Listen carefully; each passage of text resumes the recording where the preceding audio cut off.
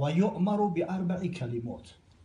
همون حالت 120 روزگی در امر کرده می شود با نوشتن 4 کلمه در تقدیر همون کودک. بکتب رزقه و اجله و عمله و شقی و سعید. چی می نویسن؟ اول رزق روزیش هم می نویسن.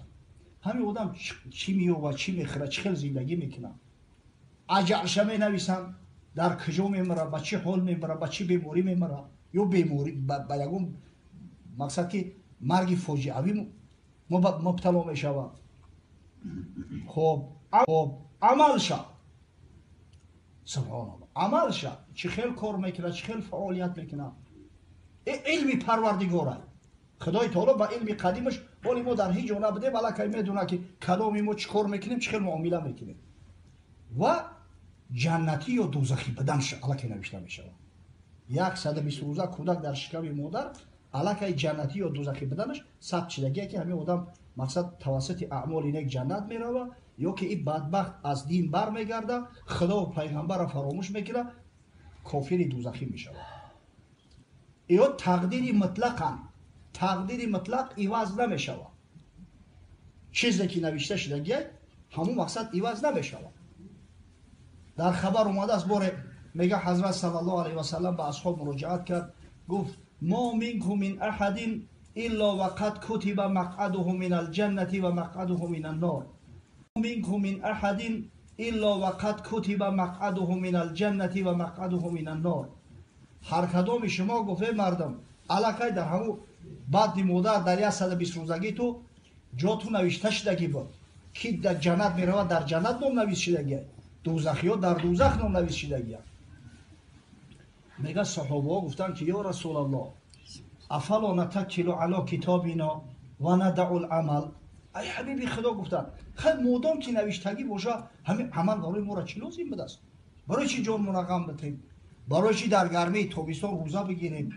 برای چی سحر ساعت 3 بخیزیم برای بامداد آمادگی بگیریم؟ اوخی اگر جنتی باشیم سرمون در سنگ هم بزنیم جنت میریم. اگر دوزخی باشیم خودمون بدرونیم ای دوزخ خلاص نمیشیم. عمل چی لازمه؟ حضرت گفت اعملوا فکل میسر لما خلق له. شما عمل کنه به هر کس همو عمل میسر میگرده که خداوند برای همو خلقش کرده است. اگر در نامه اعمال همو جنتی باشه برای تو عمل همو جنتی بسو معقوله.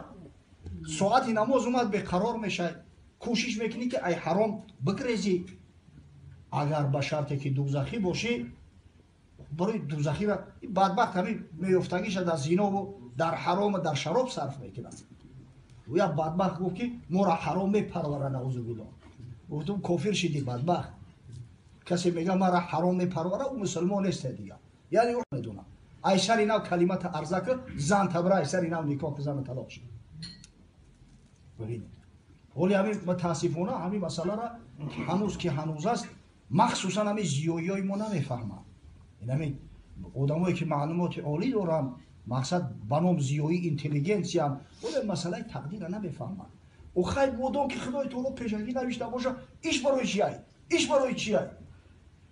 ای عمر خیام یک ربایی مشهور است خوب در مکتب درسش میتن یا رب تو گیلم سرشته ای من چی کنم؟ پشم قصبم تو رشته ای من چی کنم؟ هر نیک بده که آید از من به وجود تو بر سری من نوشته ای من چی کنم؟ مقصد خودت نوشته ای ای دستی من چیکار بیاید؟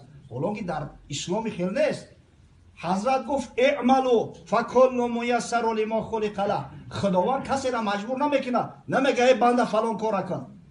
و علم خدا علم خدا با یگان زمان و با یگان مکان محدود نیست. برای ما زمانی گذشته حاضر و آینده نزد الله همش یه ورقی گذر پیش پروردگار چیزی پوشیده نیست. من همین پیاله را میگیرم یا نمیگیرم الله میدونه. من نمیدونم الله میدونه. الان نتیجه نهاییش نوشته است که همین پیاله را اخیر میخره یا نمیخره. اما اختیار یعنی همین پیاله را خوردن یا نخوردن پروردگار در من گذاشته است. میخوای بخور نمیخوای نخور. ساعتی نماز اومد الله میدونه که تا همین نماز مردم واقف و آگاه بسازه. عیب نیست که خودمون گناه کنیم و با در گردن تقدیر بار کنیم که خیلی همین در تقدیرم نوشته گیم دست باید چیکار کنم نامعقول کردی